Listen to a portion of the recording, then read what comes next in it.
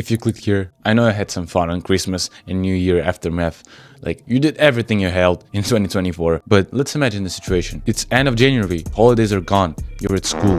It's like first day of school. Gruesome day. As soon as you wake up, you realize that all of the projects, all of the work, tasks you had to do on the weekends, everything you forgot to do snowballed like crazy. Now, you have to go to school, you have to go to the gym, you have to attend courses, and yet sort of that pile of trash, that pile of project you had to do on the weekends. It's not about getting tasks done, it's not about being productive.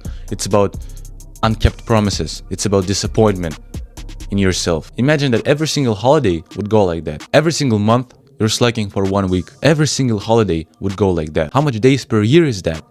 Hundreds, literally hundreds of days when you've just done absolutely nothing. That's where I learn about it, how to fix them, how to balance those days, how to balance being so productive and being so lazy and being so demotivated. You know, that's all about that self-improvement pit we'll all get into. When you're trying on your habits, when you're trying to get some work done. But as soon as you slip up and do one thing wrong, everything gets by shit. Like, you jerked off one time, you had to do 3 times that day. You ate junk food, you had to go crazy that day. That's when you do one bad thing, and you get sad about it, you overthink about it, and you do 5x more of it. Shit happens, you crawl back, but now you feel 20% worse on a baseline. You basically think that you're worse than your previous self by not keeping promises. So when you do some bad habit again, you go into that hole. The shit repeats, and your baseline level of confidence, of well-being, bro, goes down. Every single cycle.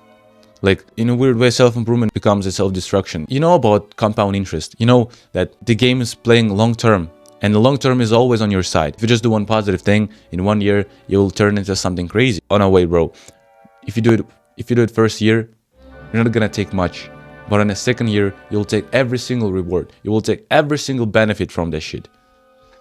As soon as you learn the skill.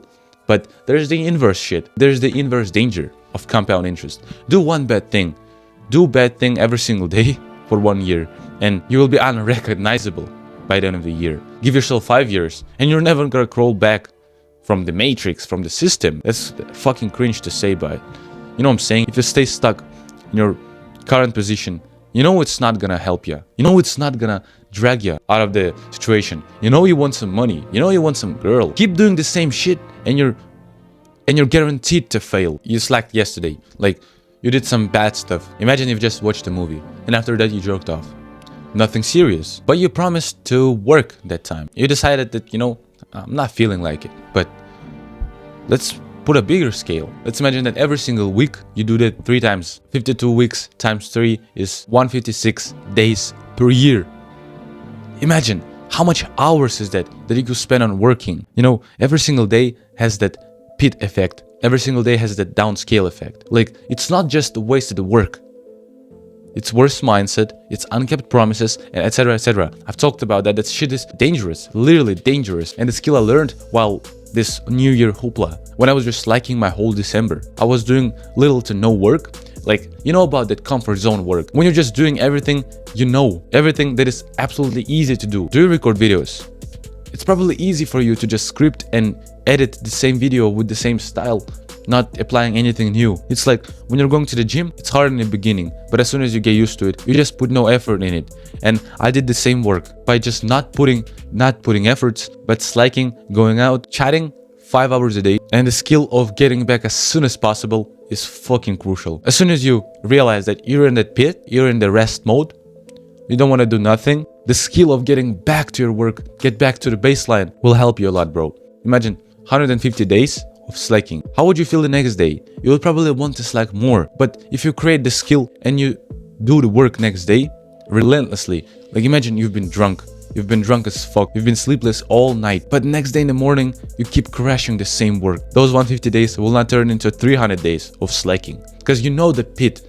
You know the consequences. Slack one day, you will slack the other. Here's the script, and I wrote it right after I've been in mountains for 3 days. That was the hardest days I've spent in the mountains. I've climbed one peak that is 4,500 meters. I've been snowboarding and I've been ice climbing. Everything back to back. That ability will save you a lot of time. Bring back the confidence you've had. Like, imagine being so sleep deprived. You've slept like 3 hours. I know some people had it on a baseline, but you slept 3 hours and you wake up, you feel so bad. You've never felt worse but you still sat down and did some shit. Those kept promises will do so much if you stack them on each other, like one day after the other. You show yourself that you can just show up, ignore everything you've done yesterday, and just grind.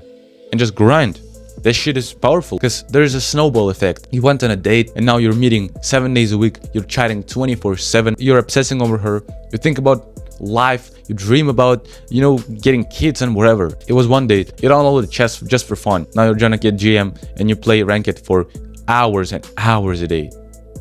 You keep watching those videos about Magnus Carlsen tournament plays and whatever. Shit like that happens. If you watched Squid Game season 2, there's some new series right here, or there is a new movie. I should watch it too. And you're creating the loop of watching movies. Now you're doing that as a habit, and it's snowballed.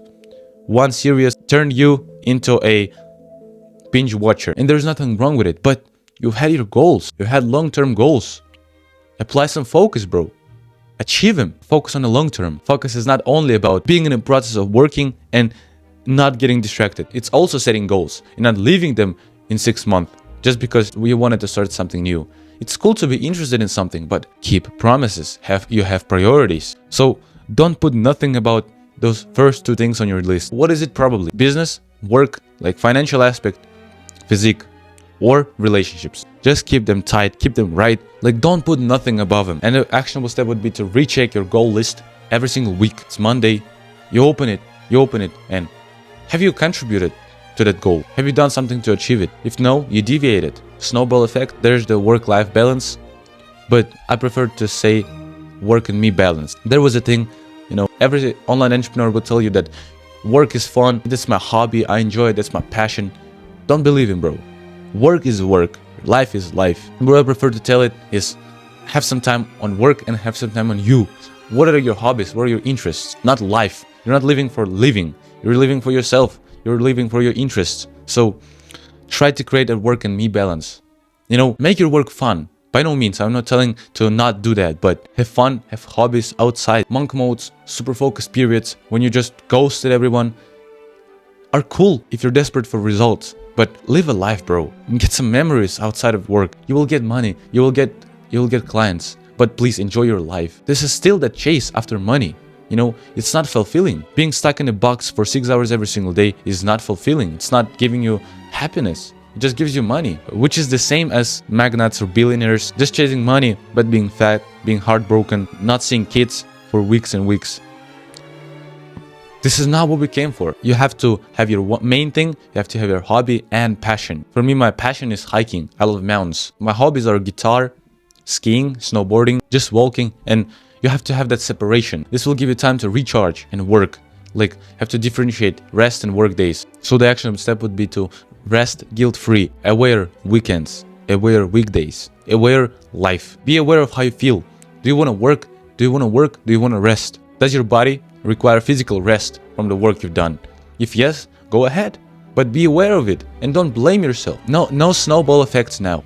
You'll have to create balance. Forget about grind. Forget about it. If you desperately need it, you would not watch this video. Then this video is not for you. I want you to finally enjoy this life.